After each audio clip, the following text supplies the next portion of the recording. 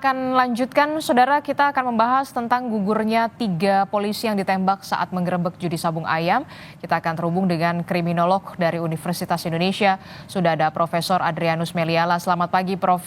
Selamat pagi, Mbak Disti. Iya, Prof, ini kan kalau kita lihat ya, dikejutkan adanya peristiwa gugurnya 3 polisi yang sedang melakukan tugas untuk melakukan penggerbekan di arena judi sabung ayam, diduga ditembak oleh anggota TNI, begitu. Apa analisa Anda terkait dengan kasus ini? Apa yang bisa didalami? Jangan tilt ya. Kepada semua polisi muda itu diajarkan bahwa memang pekerjaan polisi itu penuh dengan ketidakpastian. Polisi tidak tahu apa yang dihadapinya di lapangan ya, apakah bertemu dengan orang yang buas, orang yang damai dan seterusnya. Maka memang harus bersiap-siap menghadapi situasi itu. Salah satu caranya adalah dengan mengedepankan intel polisi ya.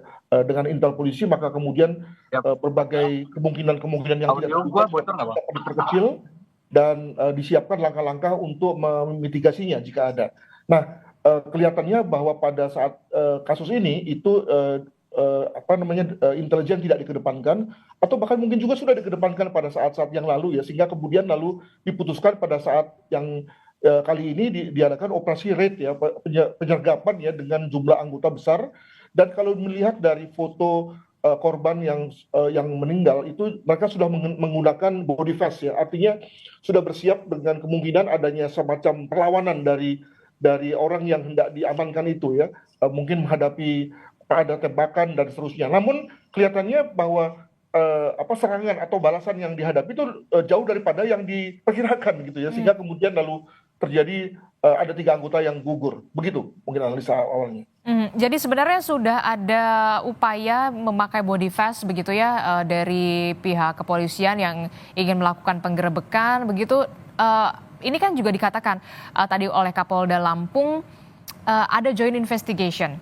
Joint investigation yang seperti apa yang akan dilakukan oleh polisi dan juga TNI untuk bisa membuat kasus ini cepat terungkap secara transparan, terang benderang, termasuk soal siapa sebenarnya pelaku ini, apakah motifnya benar, dugaan backing-membackingi atau seperti apa, Prof?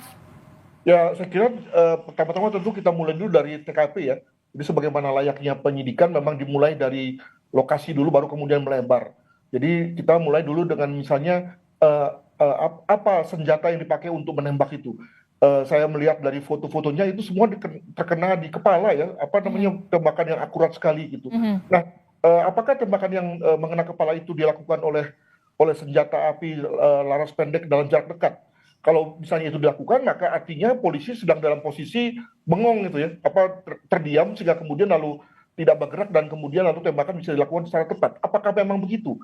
Dan apakah lalu kemudian polisi tidak ada semacam gerakannya sehingga kemudian lalu 3 orang tumbang sekaligus misalnya begitu ya? Atau jangan-jangan ini kita skenario ya, jangan-jangan sebetulnya senjatanya berbeda, mungkin laras panjang yang diambil dari agak jauh ya, sehingga kemudian lalu kepolisian tidak tahu dari mana arah datangnya senjata, sehingga kemudian lalu 3 anggota bisa tumbang, bisa gugur ya, tetap tanpa mengetahui di mana atau siapa yang menembakkannya. Mungkin begitu ya.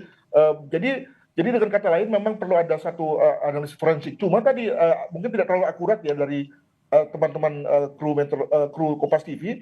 Sebaiknya memang ada ditemukan dulu senjatanya, baru kemudian diadakan pembandingan antara senjata tersebut dengan proyektil yang sudah masuk ke tubuh korban ya, sehingga lalu dapat dipastikan bahwa memang senjata itulah yang ditembakkan, sehingga kemudian pelurunya masuk ke dalam tubuh korban, sehingga kemudian lalu menjadi jelas bahwa itulah senjata yang mematikan itu, begitu. Dan itu bisa dilihat ketika hasil otopsi memang sudah dilakukan begitu ya, proyektil peluru diambil, kemudian termasuk juga untuk mengungkap pelaku ini menggunakan senjata laras panjang atau kemudian laras pendek begitu ya dalam penembakan. Itulah makanya kemudian tadi investigasi bersama menjadi penting, dan kesediaan dari semua pihak untuk terbuka juga menjadi krusial ya, karena tadi misalnya sebagai contoh ketika sekarang belum jelas nih di mana senjata itu ya, ada gambar yang mengatakan mengenai bahwa bahwa pelaku sudah ditangkap. Tapi senjatanya gimana? Jangan sampai senjata ditukar ya. Ini kita ngomongnya jadi nggak enak ini.